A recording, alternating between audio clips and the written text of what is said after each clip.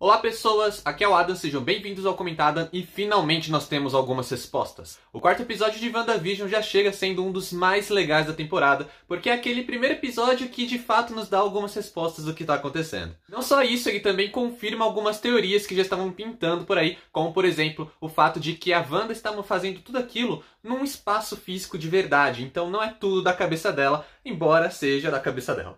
Além disso, esse episódio tem um começo incrível, é a primeira vez que a série faz uma referência tão direta ao que a gente viu no cinema, mostrando ali o momento do blip, né? Do momento do estalo, mas não necessariamente o estalo do Thanos, na verdade o estalo do Hulk, que trouxe todo mundo de volta. A gente tem uma cena incrível de abertura, onde a gente já vê a Monica Rambeau voltando, e isso é muito legal. Não só a cena é muito bem feita, como ela mostra em um ponto de vista bem interessante sobre o estalo, que a gente ainda não tinha tido tanto, exceto no filme do Homem-Aranha Longe de Casa, onde a gente viu ali algumas consequências, como por exemplo algumas pessoas que envelheceram nesse momento, enquanto aqueles que foram blipados...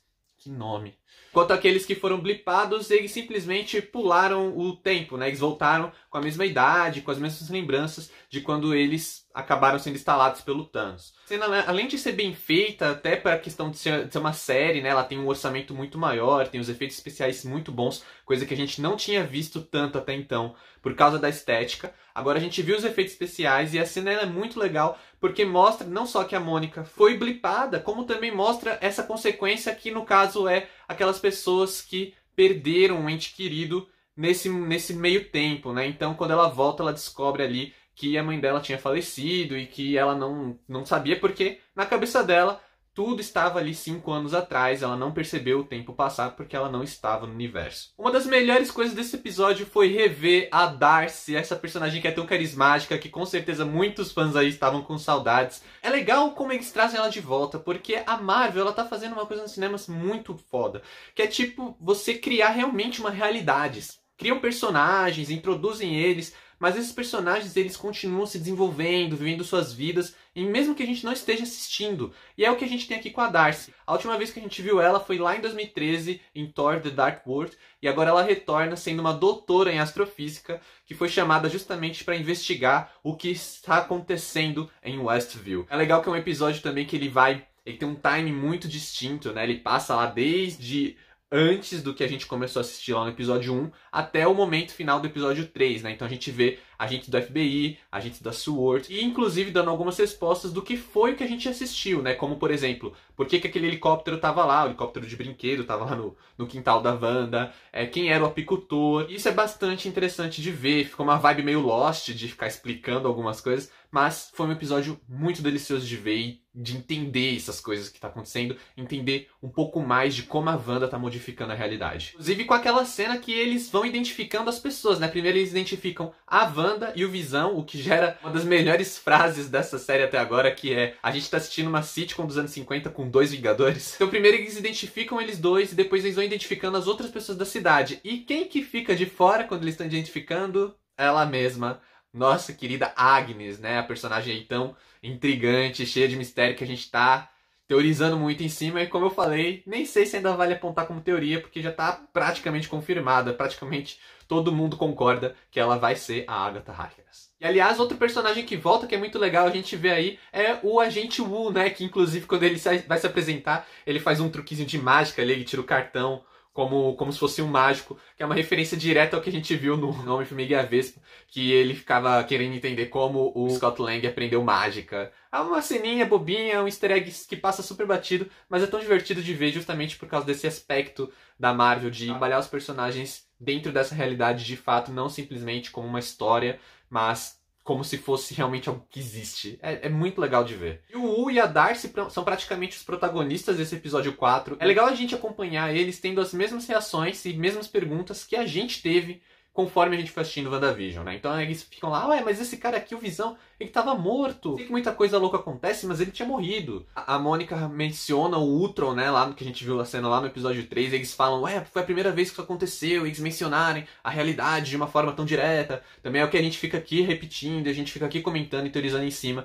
E os caras estão lá praticamente igual a gente, enquanto espectadores, tentando entender o que está acontecendo. Mais uma vez, esse episódio também mostra a assertividade da Marvel ao trabalhar muito bem a fotografia do episódio, né? A gente viu 3 episódios ali, 2 em preto e branco, um colorido, todos no formato 4x3, que é aquele formato mais quadradinho de tela, e agora a gente vê esse formato novamente se modificando. A gente já tinha visto isso lá no episódio 3, a gente retorna para a cena que a Mônica é expulsa daquela realidade, a gente vê a tela mudando, se abrindo, e isso deixa muito claro também a mudança que está havendo naquela realidade perante os olhos da Wanda. Além disso, esse também é o primeiro episódio que foge ali da regra, né? Foge do que a gente viu nos 3 primeiros, que a gente assistiu a sitcom nos 3 primeiros episódios. E agora esse episódio ele completamente foge disso. A gente, na verdade, mal vê a Wanda e o Visão de fato. A gente tá ali acompanhando realmente a Darcy, o U e a jornada da Mônica para tentar entender como ela se encaixa nessa história. Então é um episódio que foge bastante disso. Não só entrega algumas respostas, claro que não entrega tudo. É legal também porque ele está saindo do clichê, está saindo do que a gente estava esperando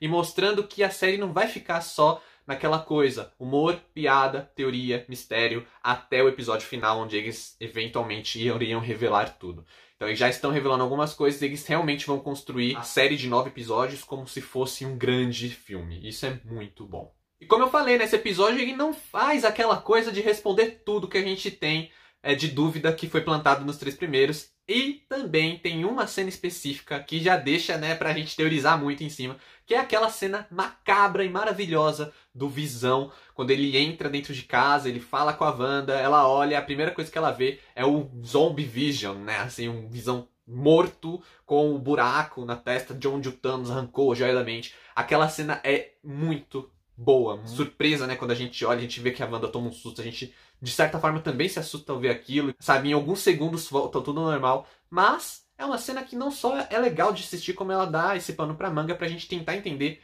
como que a Wanda trouxe o Visão de volta, né? Tem as teorias de que ela tinha criado tudo do zero e tava tudo se passando na cabeça dela, era o divertidamente da Marvel. Mas na verdade não, ela sequestrou uma cidade e as pessoas que estão naquela realidade existem de verdade, né? São pessoas que são da cidade. Mas o Visão não. O Visão, inclusive, é como a própria Darcy aponta, né? Ele estava morto. E agora a gente vê aquilo, a impressão que eu tenho, pelo menos, é que ela pegou o corpo do Visão, ali o corpo cinza, o cadáver do Visão, digamos assim, e fez a ilusão dela, a mutação da realidade dela por cima daquele corpo. Então, o que a gente está vendo é ela puxando os fios de uma marionete morta. Mórbido, não?